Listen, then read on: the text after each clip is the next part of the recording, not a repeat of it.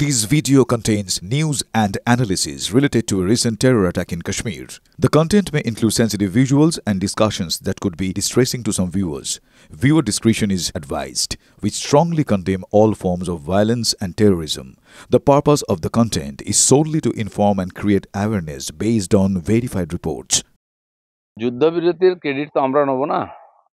যুদ্ধবিরতি সাময়িক স্থগিত করা হয়, যুদ্ধবিরতি হয়নি। যাদের সমস্যা ছিল, যারা পারছিল না, তারা যুদ্ধবিরতিটাকে ক্রেডিট হিসাবে নিচ্ছে। আমরা তো সন্ত্রাসবাদের বিরুদ্ধে লড়ছি। যতক্ষণ না সন্ত্রাসবাদ নির্মূল হচ্ছে এই লড়াই চলবে। সাময়িক স্থগিত হয়েছে এবং ভারতবর্ষে যদি সন্ত্রাসবাদ দমন হয়ে থাকে প্রায় শেষের পর্যায়ে, সেটার সম্পূর্ণ ক্রেডিট নরেন্দ্র মোদীর। তো সেই জন্য এই লড়াই ততদিন চলবে যতদিন সন্ত্রাসবাদ চলবে। পাকিস্তানকে বিশ্বাস নেই, দেখছেন যদি বলেও দেওয়া হয়েছে যদি আগামী দিনে আবার এরকম কিছু করে তার ভয়ঙ্কর পরিণাম হবে।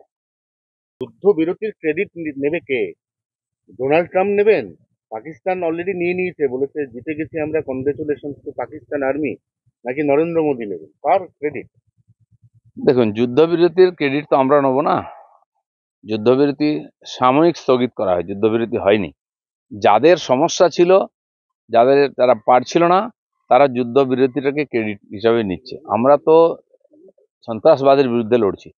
যতক্ষণ না সন্ত্রাসবাদ নির্মূল হচ্ছে এই লড়াই চলবে। সাময়িক স্থগিত হয়েছে এবং ভারতবর্ষে যদি সন্ত্রাসবাদ দমন হয়ে থাকে প্রায় শেষের পর্যায়ে, সেটার সম্পূর্ণ ক্রেডিট নরেন্দ্র মোদীর। তো সেই জন্য এই লড়াই ততদিন চলবে যতদিন সন্ত্রাসবাদ চলবে। তার জন্য কোনো সীমা থাকবে না।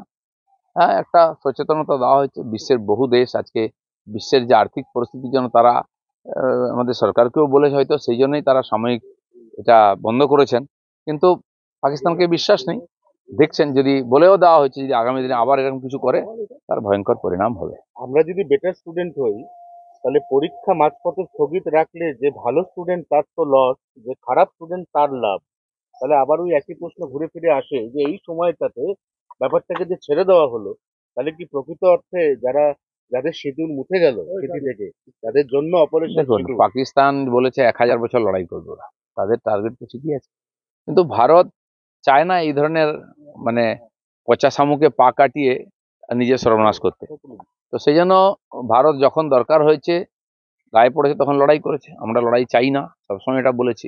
আমরা যে নিউক্লিয়ার ওয়েপন্স তৈরি করেছি, নো ফার্স্ট অ্যাটাক, এটাও বলেছি। আমাদের নীতি পরিষ্কার আছে। কিন্তু যেও ক্ষতি করতে আসলে তাকে শিক্ষা দিতে হয়। তো সেটা আমার মনে হয় পরিস্থিতির কারণে সাময়িক স্থগিত আছে, কিন্তু এই যুদ্ধ থামবে না।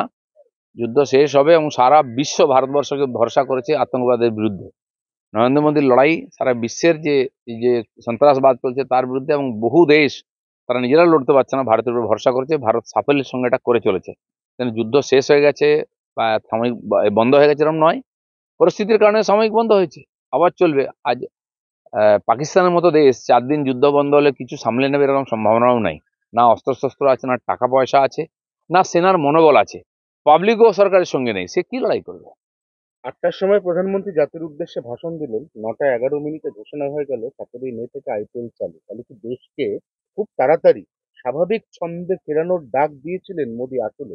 আমার তো যেটা মনে হয়, ভারত স্বাভাবিক ছন্দে আসুক, সেই জন্যই সাময়িক স্থগিত হয়েছে এবং পাকিস্তানকে একটা চান্স দেওয়া হয়েছে, সুধরে যাও। আর নাহলে কি করতে পারি তার নমুনা দুদিনে রাখা হয়ে গেছে। তো আমরা চাই, যেভাবে চায়না থেকে বহু কোম্পানি ভারতবর্ষে এসে গেছে এবং আসছে, অনেকে বলছেন যে চায়নাই উস্কে দিয়ে যুদ্ধটা করেছে। পুতিনের সঙ্গে মাননীয় মোদীজির মিটিং ছিল। এই যে বড় বড় দেশগুলোর সঙ্গে যে চুক্তি হচ্ছে, বাণিজ্য বাড়ছে, ভারতবর্ষের ইকোনমি বাড়ছে, জিডিপি বাড়ছে হু হু করে, এবং যে উন্নয়ন হচ্ছে সবাই দেখতে পাচ্ছে। তো কিছু দেশ চাইছে না এটা হোক, তার জন্য তারা হয়তো খানিকটা উস্কেছে। কিন্তু মাঝখান থেকে বলির পাঁঠা হয়ে যাচ্ছে পাকিস্তান, যাদের বোঝা উচিত তাদের জনতাকে যে প্রাথমিক সেবাগুলো পরিষেবা দিতে পারে না, খাওয়ার দাওয়ার, শিক্ষা, জল, সার্ভিস, এমনকি চাষবাস বন্ধ হয়ে গেছে কয়েক বছর ধরে বন্যা হওয়ার জন্য। তাদের তো যুদ্ধ করা সাজে না। তাদের একটা সমস্যা আছে, সেনা একদিকে যায়, সরকার একদিকে যায়। সেনা যারা আছে তারা দুর্নীতিগ্রস্ত, তারা পালিয়ে যাচ্ছে দেশ ছেড়ে, আর তারা জনতাকে যুদ্ধের মধ্যে ফেলে দিচ্ছে। ওখানকার সরকার এটা বোঝা উচিত।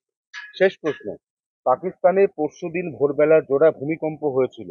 প্রথমে ভূমিকম্প মনে হয়েছিল, পরবর্তীকালে বিভিন্ন ইন্টারন্যাশনাল সোর্স, কোনোটাই কনফার্ম নয়, তারা বলছে পাকিস্তান ওই সময় তাদের পারমাণবিক অস্ত্র পরীক্ষা করেছে। পাকিস্তানে পেঁয়াজের কিলো হয়ে গেছে 800 টাকা, তার কারণ রেডিয়েশন প্রিভেন্ট করার জন্য পাকিস্তান সরকার তাদের পরমাণু কেন্দ্রে সমস্ত পেঁয়াজ তুলে নিয়ে যাচ্ছে?